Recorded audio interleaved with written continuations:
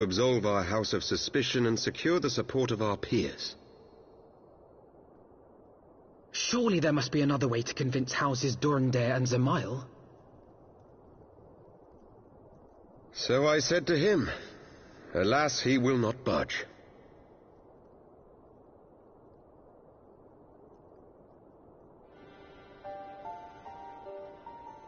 Ever since I was a child, I knew that I would one day succeed my father. The thought of it filled me with pride. Yet once I learned the day was at hand, my heart was filled with naught but dread. Our legacy is built upon the lies of our forefathers. In accepting this title, am I not perpetuating this injustice? Why should I become the next count?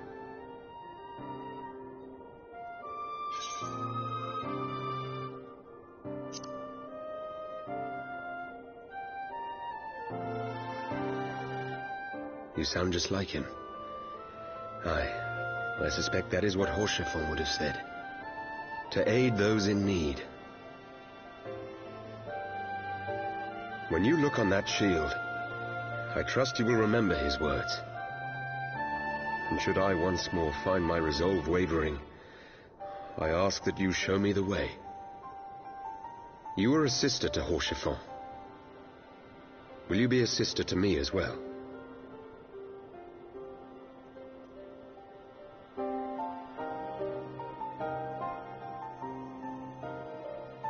Come, Manalaine. There's much to be done. For Father, and for Sir Emeric, and for Ishgard.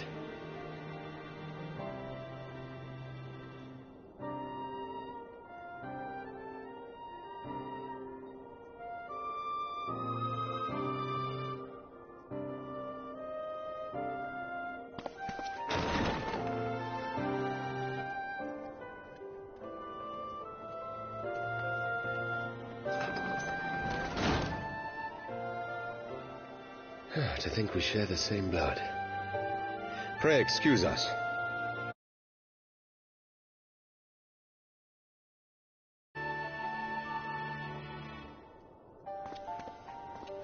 Those were the days of promises and vows, of tentative first steps into an uncertain future. A future shaped by the choices we made, in ways we could never have foreseen. Born of good and evil, of light and darkness, and shepherded by our hand. Be it for weal, or be it for woe.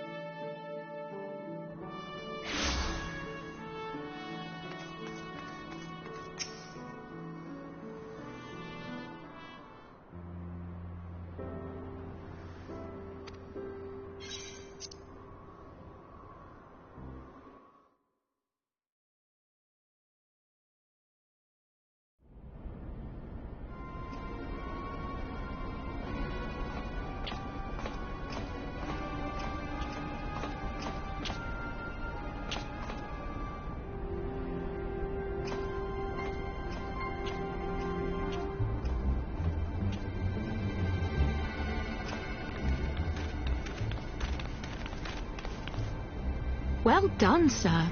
And with that, I believe we are ready to proceed.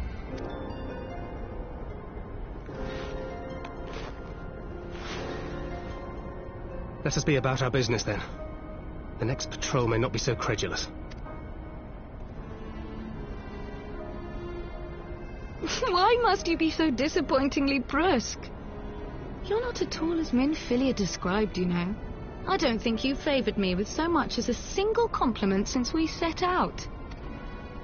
Tell me, did your time in the wilderness sap you of all your charm?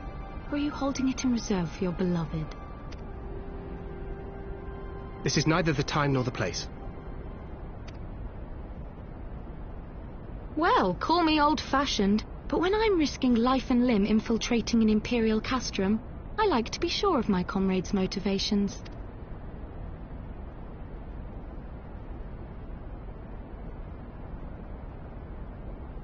I see now where Alphino gets it from. Minfilia is dear to me, it is true, but not in the way you think. 15 years passed, when she was still but a child. There was an incident at a parade. A Gubu broke free of its fetters and ran amok through the streets of Ul'dah. Had I been more attentive, I could have prevented it. But I was distracted, and her father was killed. I feared she would never recover. But in the years that followed, she showed herself to be more resilient than I had ever imagined. And when she learned of her gift, she did not flinch from the responsibility, but sought to guide others on the path. She touched the hearts of all around her. Mine, Louisoix, every scion's. In those dark days following the calamity, she was our guiding light, our hope for a brighter future. She had so many dreams, and I would give anything to make them come true. My apologies. I can see she means the world to you. I did not mean to pick at old scars. No harm done, I assure you. But fair is fair, my lady. What is Minfilia to you? You mean you don't know? Only my dearest friend. When I finally emerged from my torpor, I learned that nary a day had passed without her asking after me. She never gave up hope. And neither will I. Then for Minfilia's sake, let us pray that these vestiges of Hydaelyn's intervention will lead us to her.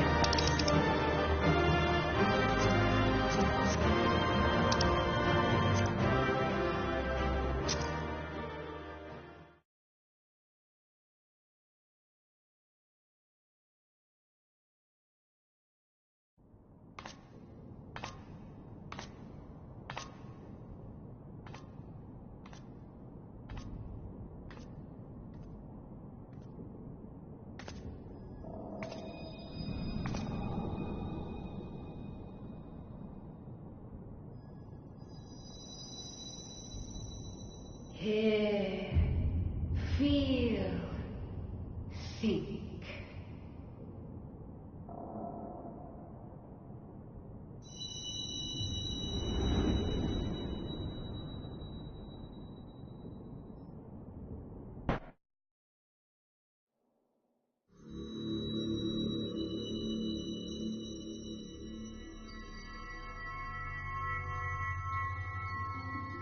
Through time and space hast thou journeyed unto me, as I knew thou wouldst.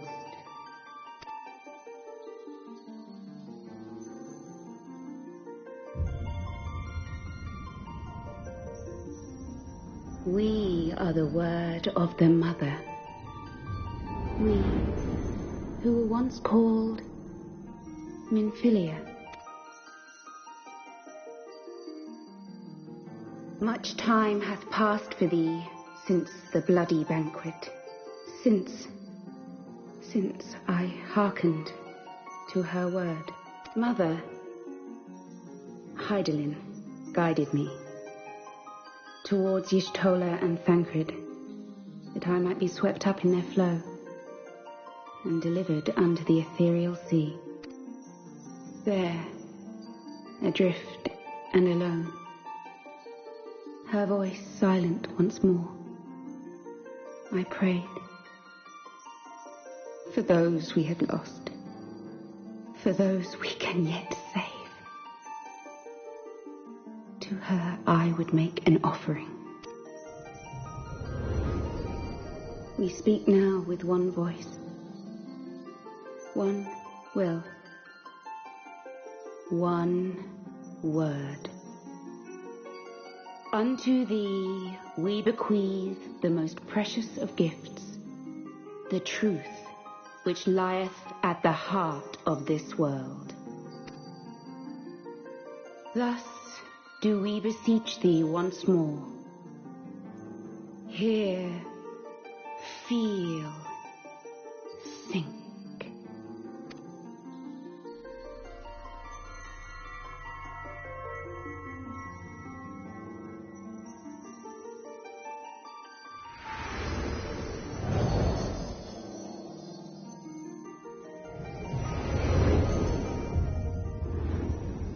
Before there was life, in the depths of the ethereal sea, light and dark did once dwell as one. But the darkness coveted power, and the balance was broken. Thus was I forced to banish him unto the distant heavens, to forever remain apart, a moon bound. In sundering the star did we cry out, and the barriers twixt planes chanced to falter. Across 10 and 3 were we then divided, reflections of the source, each possessed of a shard. Zodiac longeth to be made whole. For his restoration, for his resurrection, his servants labor without cease. They seek to tear down the barriers which surround the source. Thus do they rejoice in their ardor, in your calamities.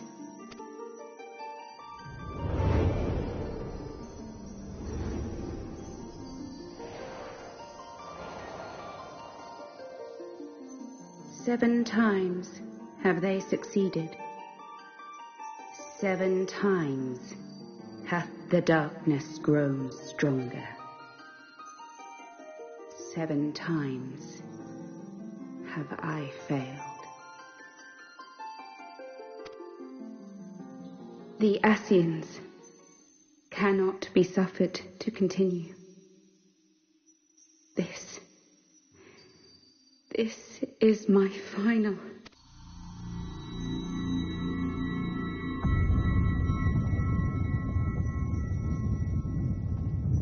The crystal's power is all but spent.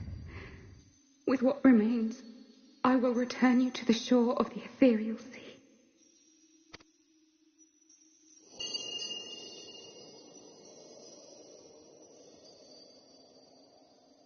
Blessed children, go forth and seek.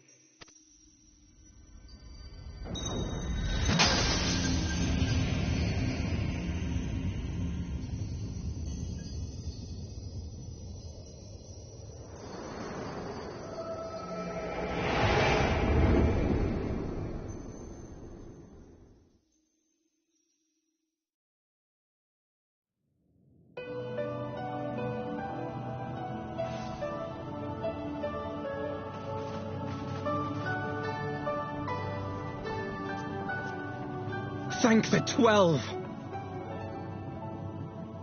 Did you find her? Did you find Minfilia?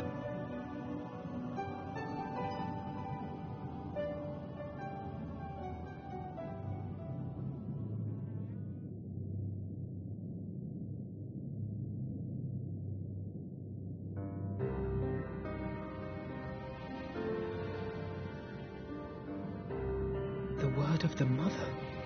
I'm not sure I understand. Nor am I. Cryle?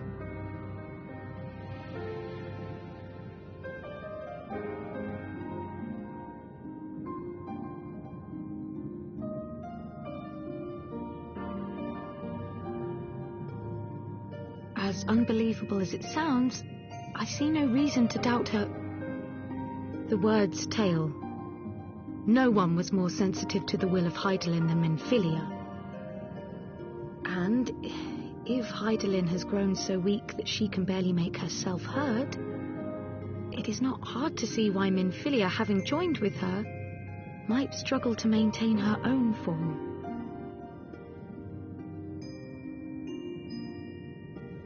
What? Why would she need to maintain her own form? Are you saying she's gone?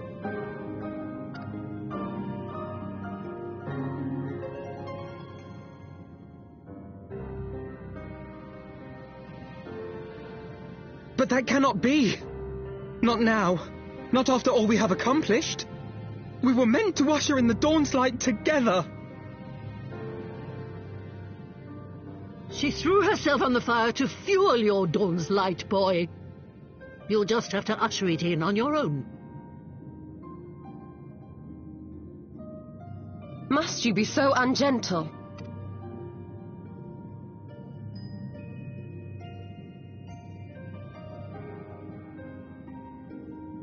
Tell me about the Scions, boy. The scions of the Seventh Dawn lay before Eorzea's salvation. Whenever the realm is threatened, be it by Primal, Ascian, Garlean, or any other, we take up arms in her defense, that all in Eorzea may live to see a brighter tomorrow. And that's very noble of you. But in chasing after these lofty goals of yours, you seem to have lost sight of some basic truths. To win a war, you must be willing to do whatever it takes. To fight, to kill, and if necessary, to die. The path you've chosen is paved with the dead. Walk it with your eyes open, or not at all.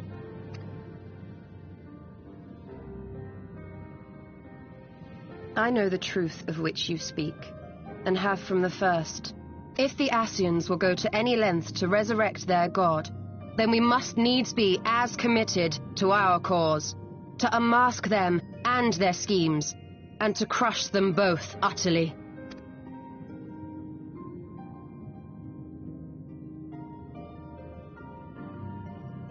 Come, there is much to be done. Yes, of course.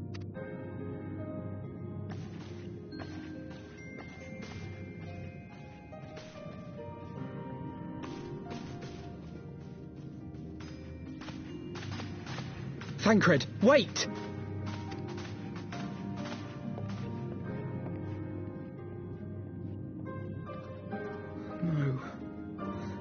No, this is all wrong.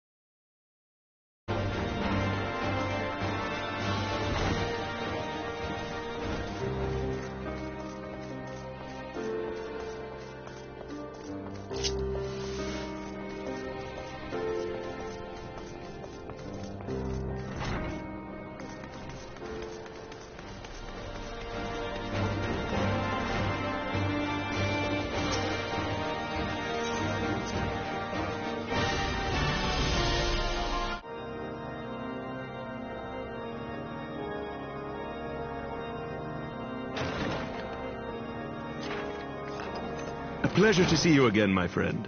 I take it you received our invitation. Good, good. You of all people should be present.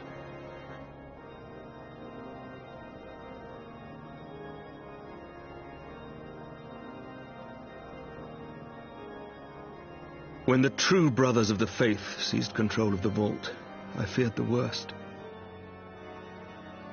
Yet in adversity were we blessed with the promise of peace between man and dragon through Vidofnir's timely rescue of an innocent child. Timely, I say, though miraculous or providential might better describe the event. The gods themselves could not have devised a more fitting symbol of hope. Needless to say, we could scarce let such an opportunity pass us by. Which is why I set about making formal arrangements for a peace conference between our peoples.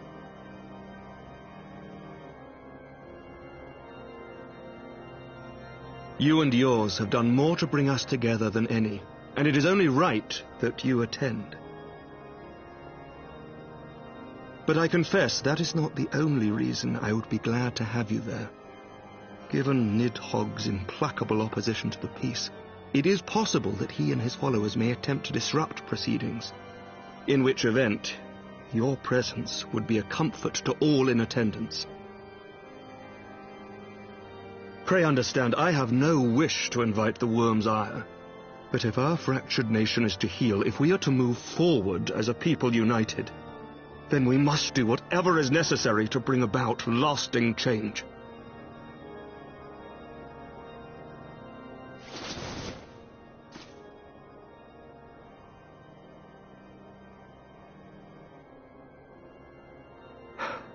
"'Tis nothing. 'Tis nothing. Lucia cautioned me against giving vent to my passions, lest my wounds reopen. It has not been easy reaching out to our opponents in Ishgard, many of whom sympathized with the actions of the true brothers. But in so doing, we have limited the influence of the zealots. The people are ready, my friend. This conference must go ahead.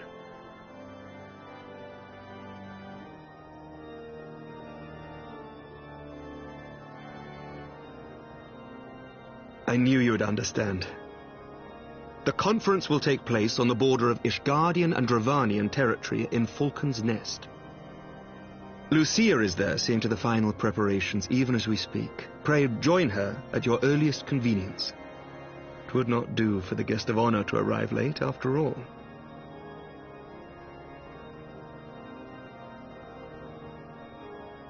Oh, and one more thing. A drink. We should make time for one. Once the conference is concluded, I mean. By my reckoning, 'tis long overdue.